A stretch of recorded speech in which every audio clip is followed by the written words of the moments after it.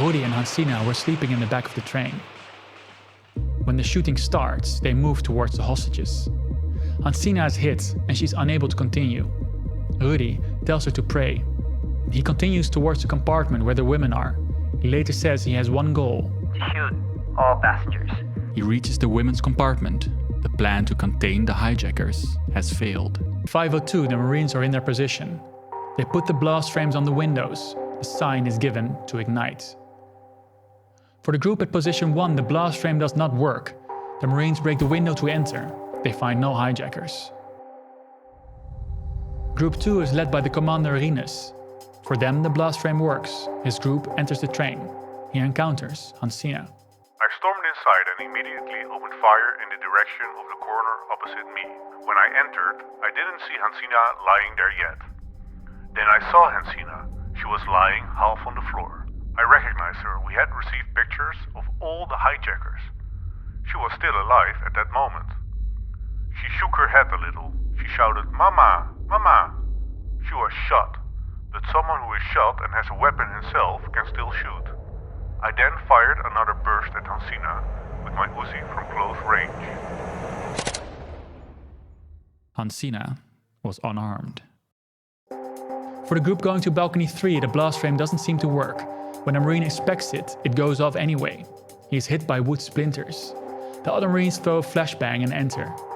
Marine Ruud goes to the first compartment and hears hijackers. Things were being shouted that I couldn't understand. Then I stopped for a moment to think, should I shoot them or not? Then I thought to myself, no, I won't do it. One hijacker is shot, but alive and lying on another hijacker. In the next compartment, they find a dead hijacker and arrest another. At balcony 4, the blast frame works. The Marines are greeted with an unexpected sight. They see a girl that was not supposed to be there.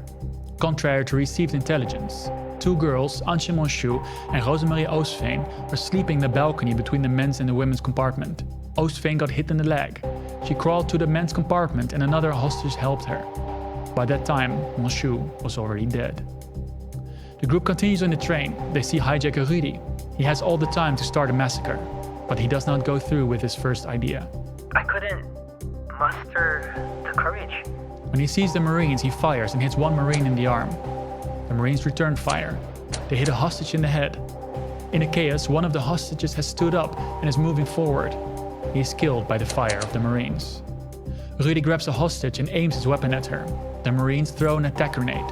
This explosion tears a hole in the ground and 3 hostages get injured. Rudy's gun goes off accidentally and he hits the hostage. But the grenade makes him surrender, and the Marines are able to take him in. At balcony 5, the Marines think they are being shot at.